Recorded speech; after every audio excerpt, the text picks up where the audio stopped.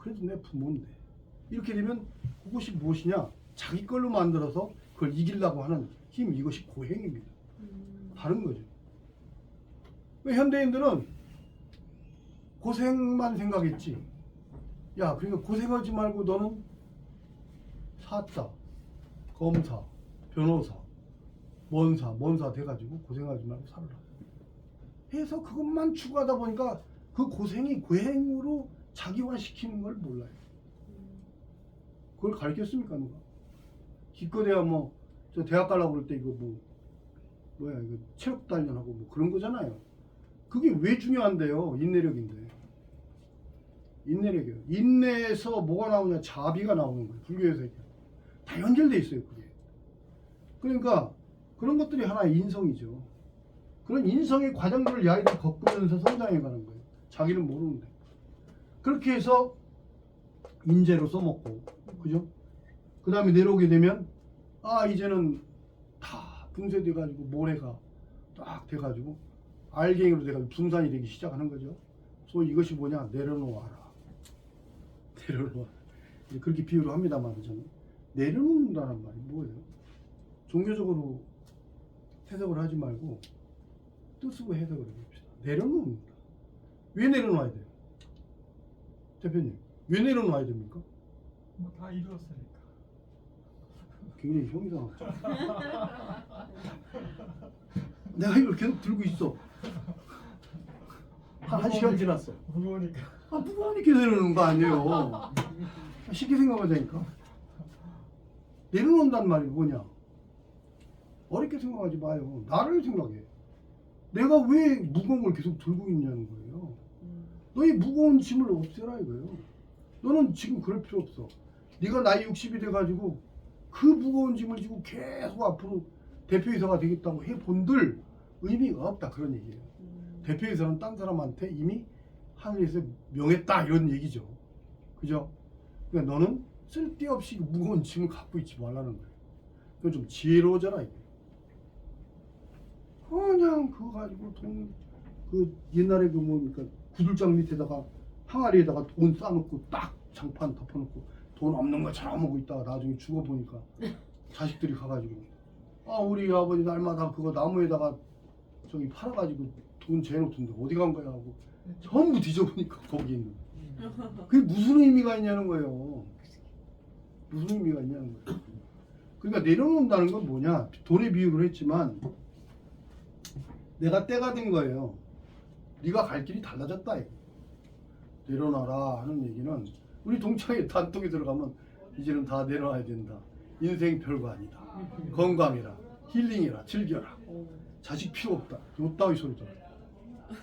그럼 지 자식이 필요 없는 거예요? 그 남한테 그렇게 함부로 얘기하면 안 되죠.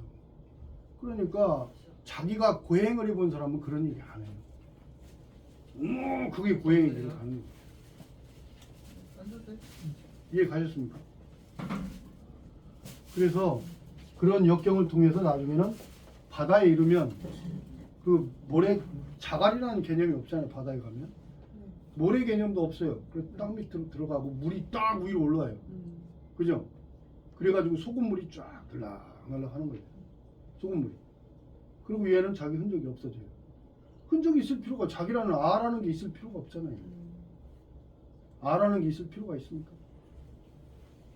그런 하나의 여정이 우리가 강을 통해서도 볼 수 있다는 거죠. 바로 그런 여정 속에서 각 부분마다 찾아야 되는 것이 있는데 바로 그것이 고유성이다. 그리고 여기서 사는 모든 생물들이 민감한 놈들은 다 고유한 놈들이에요. 그런 고유성을 얘기하는 거예요. 그런 고유성을 찾았을 때 비로소 국토 환경이 보존이 된다. 그런 개념으로 보시면 됩니다.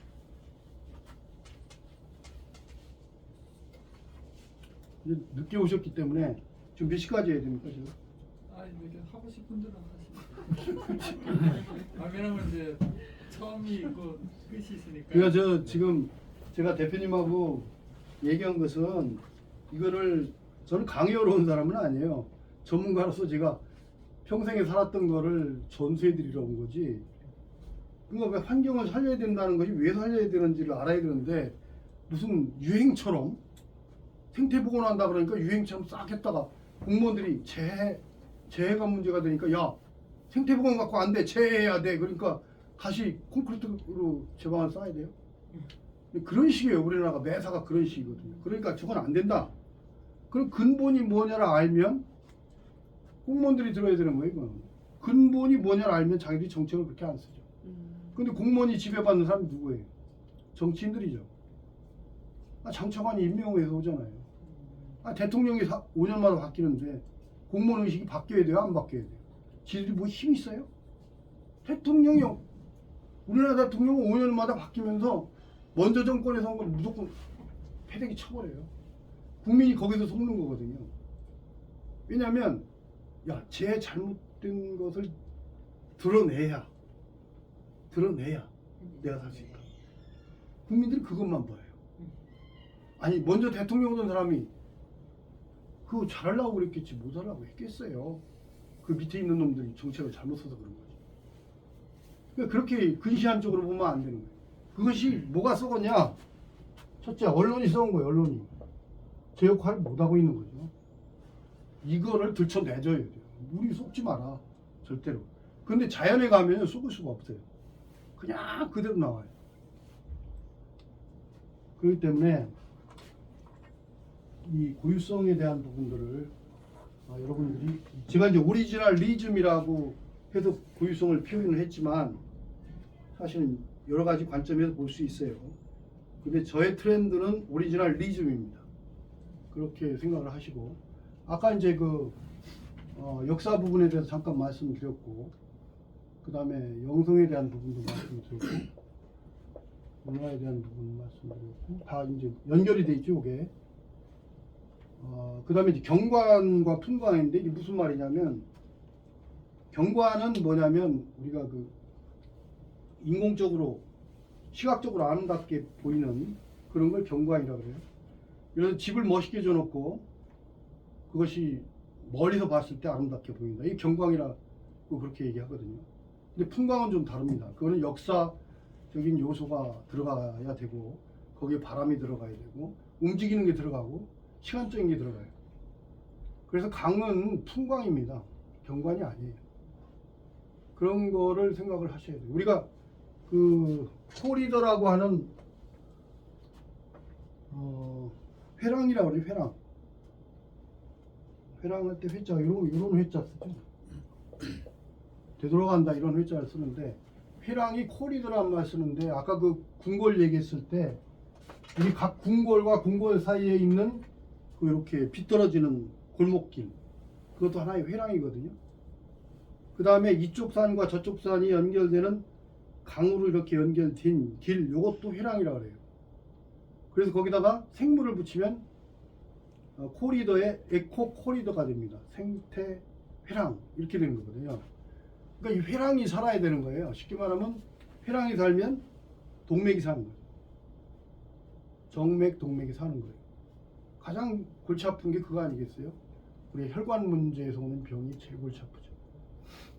그래서 고지혈증으로부터 출발한 그 문제가 나중에 당뇨로 가고 당뇨가 고혈압을 또 일으키고 뭐 이렇게 하면서 계속 해가지고 복합적으로 이제 병이 생겨갖고 나중에는 어떤 약을 써도 안 되잖아요. 그러니까 피가 맑아야 되는데 그것이 결국은 우리가 혈황이 깨끗해야 된다. 그것이 뭐냐? 깨끗하다는 것이 시각적인 깨끗함만 있는 게 아니라 질적인 깨끗함을 가져야 되는데 그것이 소위 말하면 고유성입니다. 그러니까 고유성을 얘기한다 그러면 이북 같은 나라, 그 개마고원이나 이 백두산 쪽으로 가면 나무가 침엽수가 많죠. 침엽수가 많잖아요. 북쪽으로 가고 기온이 떨어지는 지방으로 갈수록 우리 충청도 전라도보다는 백두대간의 뒤쪽으로 급한 계곡이 있는 쪽으로 갈수록 침엽수가 많잖아요. 그죠? 침엽수는 뭐가 좋습니까? 침엽수는 제목으로 쓸 수가 있어요.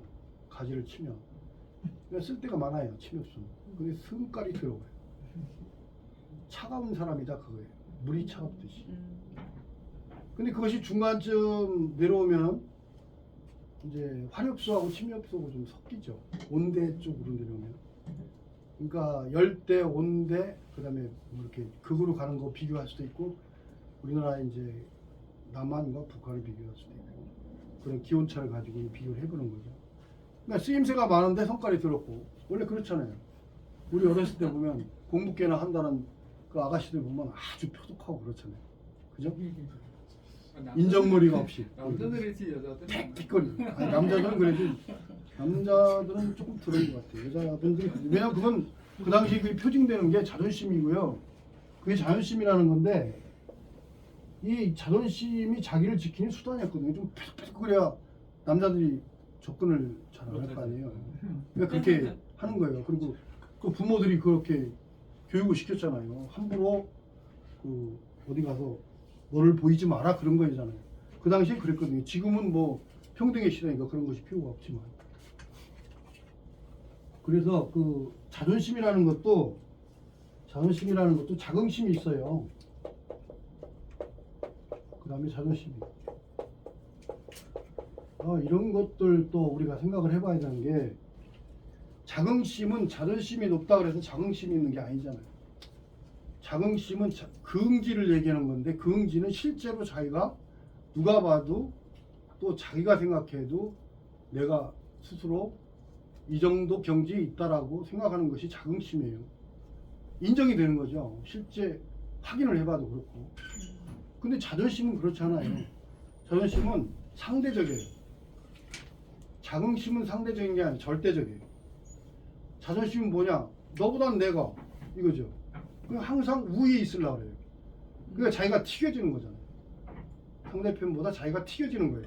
그러니까 자존심은 자칫 자기를 잘못되게 가게 할 수 있는 거예요. 사람은 자긍심은 있어야 되지만 자존심은 어느 때 필요하냐? 자기를 방어할 때 최소의 수단으로 써야 되는 거죠. 자, 이 고유함이라고 하는 것은 이런 분야를 제가 쭉 말씀을 드렸잖아요. 그래서 이제 주로 강의 유역, 하천의 유역을 가지고 말씀을 드렸고, 그 다음에 이제 왕궁의 그 건축 지붕을 갖고 제가 또 말씀을 드렸어요. 그래서 앞으로는 그런 기회가 더 주어진다면 이렇게 단타로 딱 오셨다가 사라지면 전 똑같은 얘기 계속 해야 돼요. 이제 매월 세 번째 오실 거예요. 이어서 네, 하실 거예요. 이거는 우리가 뭐 내가 어떤 사람이 이제 목표를 가져야 되는데 목적을 가져야 돼. 인생의 목적. 이 목적이 있으면요. 내가 그 목적을 향해서 가야 되는데 행동도 그거에 맞게끔 행동을 해요. 그렇죠. 그래서 목적의식을 갖는 게 굉장히 중요한데 제가 지금 준비된 것들을 해야 된다 그러면 한 10차례 정도를 계속 들으셔야 제 양반이 왜 평생을 저렇게 그 오리지널리즘에 빠져 있는가. 또 우리나라가 지금 뭐가 근본적으로 우리 국민들의 의식이 뭐가 문제고 또 하다못해 종교 의식을 갖고 있는 것도 또 신앙 의식을 갖고 있는 것도 뭐가 문제고 또 국가 정치나 정책들이 가는 부분이 국민들이 의식이 어떻기 때문에 저들이 저런가 하는 부분이라도 알 수가 있고 또 가정에서 실제 우리가 살아갈 때 내가 궁극적으로 어떤 목표를 가지고 살아가야 되는가 나와 타인과의 관계는 어떤 목표에 의해서 가야 되는가라고 하는 자기 본질에 대한 본성 회복에 필요한 것들을 감을 잡으실 수가 있을 거라고 봐요. 저도 물론 실수하는 사람이고 저도 화를 낼 수 있습니다. 근데 화는 결국은 내가 내는 건 나잖아요. 근데 화를 입는 건 나와 상대편이에요. 그죠? 그렇잖아요. 근데 상대편이 너 화내든 말든 해버리면 상관이 없어요. 근데 사람은 그게 힘들죠. 상대편을 존중한다면 그 사람이 화는 거에 대해서 신경을 안 쓸 수가 있어요. 신경을 써야 되기 때문에 인간관계는 복잡한 겁니다. 그래서 냉혈한 이 근대의 어떤